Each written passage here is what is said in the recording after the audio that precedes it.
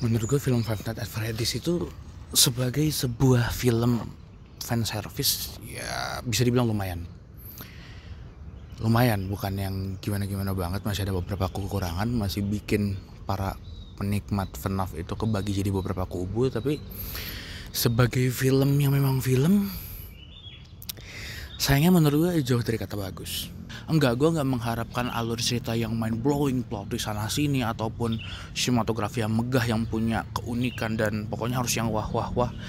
Enggak, gue nggak minta kayak gitu, tapi seenggaknya menurut gue bahkan film FNAF ini nggak memenuhi kriteria film yang enak untuk dinikmati gitu, terutama untuk orang-orang awam yang memang nggak ngikutin lore dari serial game ini gitu.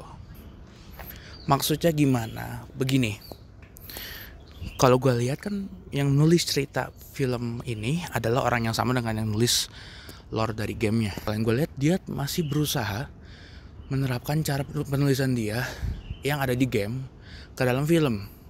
Maksudnya gimana? Dia itu tipikal nulis cerita yang isinya puzzle semua. Kalau di game itu kan 1, 2, 3, 4, 5 itu dia naruh nyebar semua puzzle dan nyuruh fansnya untuk ngumpulin sendiri. Ya menurut gue ya di game bisa bekerja dengan baik dan bisa jadi bahan hidangan yang sangat mewah untuk para fansnya gitu. Tapi untuk di film menurut gue enggak. Kenapa? Karena gini, game khususnya game FNAF itu sajian utamanya ada di ya gameplaynya. Selama 5 hari kita harus bertahan hidup bla bla bla bla bla bla. Sedangkan lore-nya, cerita yang menjadi bahan bakar untuk filmnya ini adalah sebuah mini games yang menjadi side dish di gamenya. Jadi ibaratnya pemain masih bisa menikmati gamenya, masih bisa menyelesaikan gamenya tanpa harus memahami cerita yang itu tadi gitu. Barulah itu adalah sampingan yang bisa jadi hidangan pendamping untuk dinikmati setelah main game gitu. Beda dengan film yang menurut gue ya sajian utama itu adalah cerita itu sendiri gitu. Jadi ibaratnya kalau misalnya cerita jauh dibikin kayak gitu ya bahkan hidangan utamanya pun nggak bisa didapetin sama penonton gitu. Dia ngasih konflik yang banyak, plot hole yang banyak. Gak ada satupun menurut gue, ada sih beberapa tapi kebanyakan nggak dijawab dengan baik di film ini. Bahkan menurut gue ketika kita berotak sengku pun ya kita nggak bisa mecahin itu karena nggak semua kepingan puzzle tuh ditaruh di satu film gitu. Ya mungkin ini berpotensi untuk jadi jadi punya sequel gitu ya, tapi ya kalau misalnya kayak gitu ya baiknya kasih penjelasan, kasih puzzle yang bisa kita kumpulin dan sisakan satu kepingan lagi yang untuk dipasangin di film berikutnya. Sedangkan ini enggak, kepingan utamanya pun bahkan nggak ditaruh di sini gitu. Ya lu bayangin deh, entah guanya yang lupa atau gimana ya, tapi seinget gue dari awal sampai akhir kita nggak tahu loh, kita nggak dikasih tahu William Afton itu siapa, nggak diklarifikasi, nggak dikonfirmasi gitu. Kalau nggak salah ya, tapi ya kalau misalkan ada yang punya argumen lain soal itu ya silakan kasih tahu aja. Cuma itu ya ada di kepala gue, itu jadi salah satu contoh sederhana bahwa saja ini film ini kayak gak mengklarify apa-apa dari semua plot hole yang dia kasih di awal sampai akhir gitu. Ya menurut gue itu gak akan bekerja sih. Tapi kayaknya udah cukup dari segi ngomongin soal filmnya ya. Dan disclaimer ya, gue bukan orang yang jago-jago soal gak yang jago-jago banget soal film, tapi ya bisa dibilang ya film itu kan gak dibuat khusus untuk orang yang ngerti banget soal film gitu.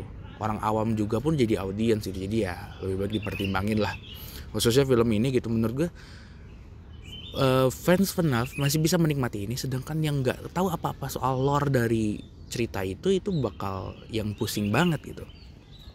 Fans aja masih bingung, apalagi yang nggak ngikutin sama sekali gitu.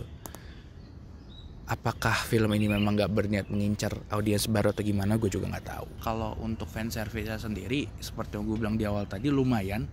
Maksudnya gimana, bukan yang jelek-jelek banget, bukan yang bagus-bagus banget.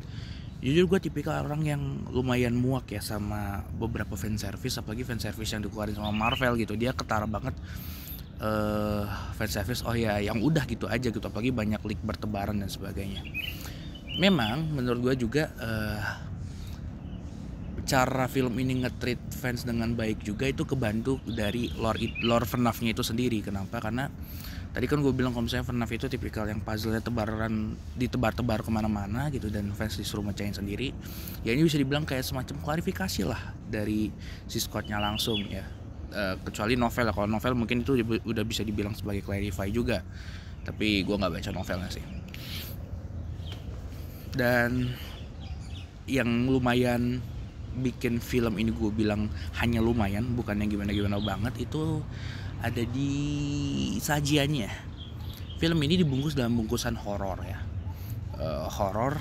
Dan kalau misalkan pernah dengar lore FNAF itu ya lumayan sadis, itu kan tentang anak kecil yang kegigit, ketusuk dan sebagainya. Tapi gue nggak habis pikir ketika tepat sebelum gue masuk teater, gue baru sadar kalau film ini ratingnya PG-13 gitu. PG-13 mau dapat apa? Ibaratnya bukan horor yang gimana-gimana gitu. Dan untuk anak 13 tahun pun kayaknya ini horor yang kurang cocok gitu. Apalagi ngedenger premis yang tadi tentang anak kecil yang diculik dan digigit. Kayak gini deh, gue langsung ambil contoh sederhana dari filmnya. Itu ada di bagian yang paling dinantikan banyak penonton, yaitu bagian Springlock Failure. Springlock Failure itu jadi bahan jualan dari seri ini, apalagi movie-nya gitu. Banyak meme bertebaran ketika trailer keluar gitu. Me watching Springlock Failure in theater gitu.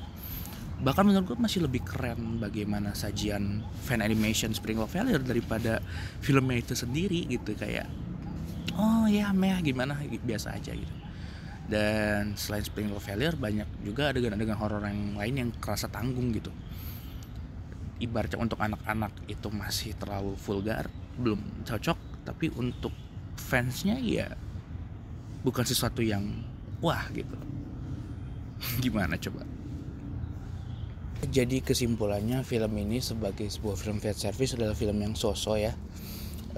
Masih bisa memberikan gue goosebumps sebenarnya pas nonton, kayak oh akhirnya si ini si itu, dan referensi ke berbagai event gitu. Salah satu yang bikin gue hype itu bagian Max yang kegigit itu ngingetin gue sama kejadian anaknya Afton kalau nggak salah yang kegigit juga di lore aslinya.